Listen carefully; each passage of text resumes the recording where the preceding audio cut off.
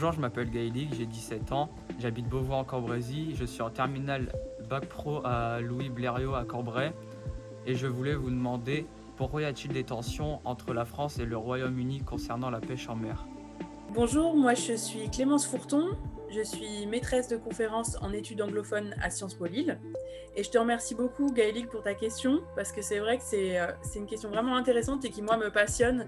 Pour comprendre ce qui se passe en ce moment entre le Royaume-Uni et la France, il faut déjà se dire qu'on est dans la suite du Brexit. Il y a eu le moment de la sortie du Royaume-Uni de l'Union européenne, et ça c'était juste avant le début de la pandémie, le 31 janvier 2020. Mais en fait, c'est pas terminé. Ça se manifeste maintenant parce que on commence à devoir gérer concrètement ce que ça veut dire qu'un pays sorte de l'Union européenne. Alors sur la question de la pêche, en fait, avant le Brexit, il y avait un système qui fonctionnait très bien. C'était un accord spécial entre les pêcheurs des îles anglo-normandes, donc les îles de Jersey et Guernsey, et la Normandie et la Bretagne. En fait, c'est un accord qui s'appelle les accords de la baie de Granville, qui date de 2000. La question se concentre sur les îles anglo-normandes parce que justement, il y avait un système très particulier qui avait été trouvé avec cet accord de la baie de Granville. En fait, la pratique locale, c'était de ne pas tenir compte des frontières internationales. Donc, ils avaient trouvé un fonctionnement et ça fonctionnait bien, ça marchait bien. On a eu peur à un moment donné qu'il y ait eu un Brexit sans accord, un no deal Brexit, comme on dit en anglais. Et puis finalement, il y a eu un accord qui a été trouvé, mais vraiment au dernier moment, in extremis. Son nom complet, c'est Accord de commerce et de coopération. Il y a, dans le cadre de cet accord, des éléments sur la pêche.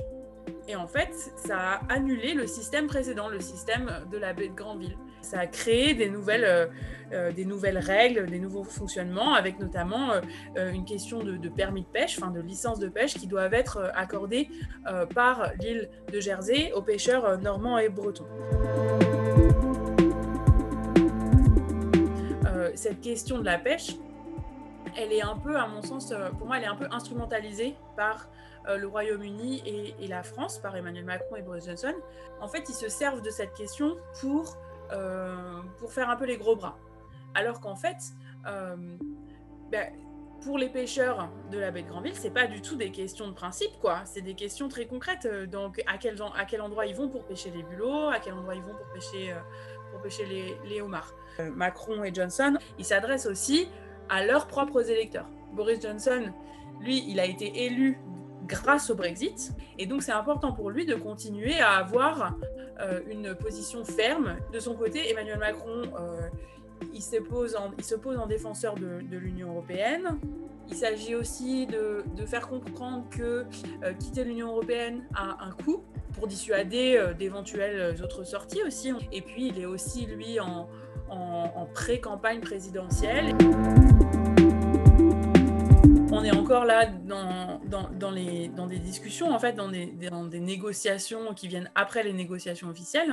Dans la diplomatie, de manière générale, ça fonctionne aussi comme ça, en fait. Ça fonctionne par des formes de battle verbal, quoi. Donc, il ne faut pas forcément s'inquiéter de ça. C'est même plutôt signe que le dialogue continue, en fait. Pour les pêcheurs, la question, elle est pas réglée, elle est urgente, en fait. Où est-ce qu'ils vont pêcher demain matin? Ce serait une ironie assez magique, je trouve, s'il y avait une alliance des pêcheurs bretons, normands et jerseyais contre les dirigeants politiques britanniques et français, s'ils leur disaient bon, maintenant, arrêtez de vous battre pour des principes et pensez un peu à nous concrètement.